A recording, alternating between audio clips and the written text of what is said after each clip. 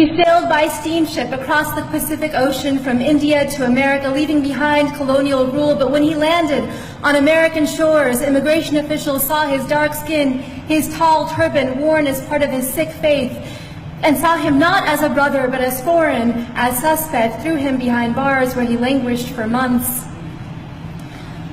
Until a single man, a white man, a lawyer named Henry Marshall, filed a writ of habeas corpus that released him Christmas Eve, 1913. My grandfather Kehar Singh became a farmer, free to practice the heart of his Sikh faith, love and oneness.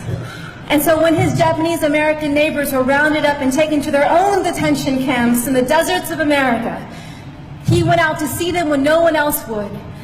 He looked after their farms until they returned home. He refused to stand down. That's right.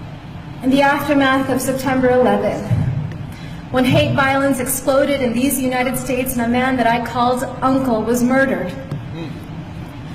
I tried to stand up.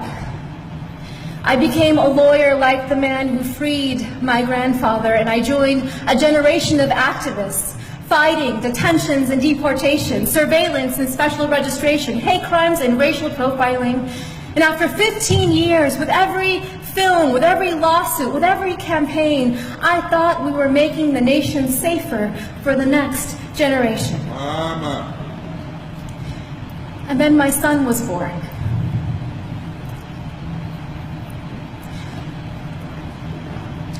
On Christmas Eve, I watched him ceremoniously put the milk and cookies by the fire for Santa Claus. And after he went to sleep, I then drank the milk and ate the cookies. I wanted him to wake up and see them gone in the morning. I wanted him to believe in a world that was magical. But I am leaving my son a world that is more dangerous than the one that I was given. Because we are raising a brown boy in America. A brown boy who may someday wear a turban as part of his faith.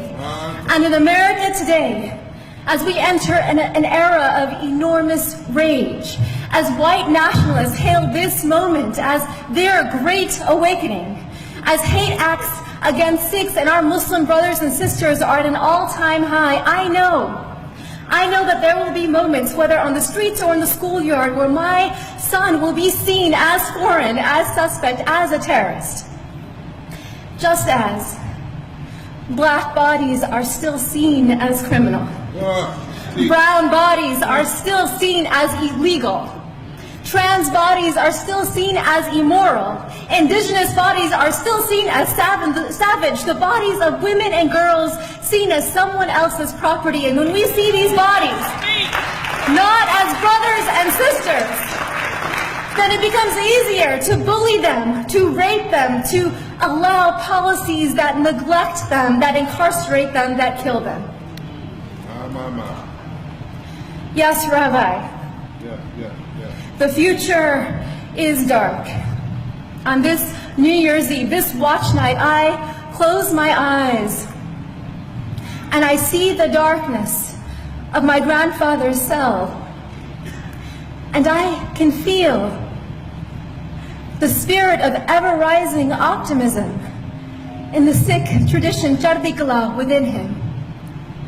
And so the mother in me asks, what if?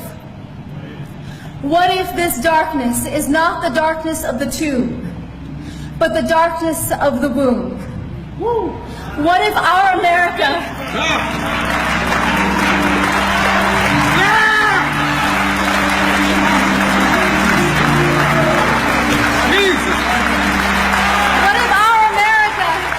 is not dead, but a country that is waiting to be born?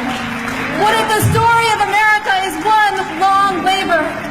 What if all of our grandfathers and grandmothers are standing behind us now, those who survived occupation and genocide, slavery and Jim Crow, detentions and political assault? What if they're whispering in our ear today, tonight, you are brave? What if this is our nation's great transition?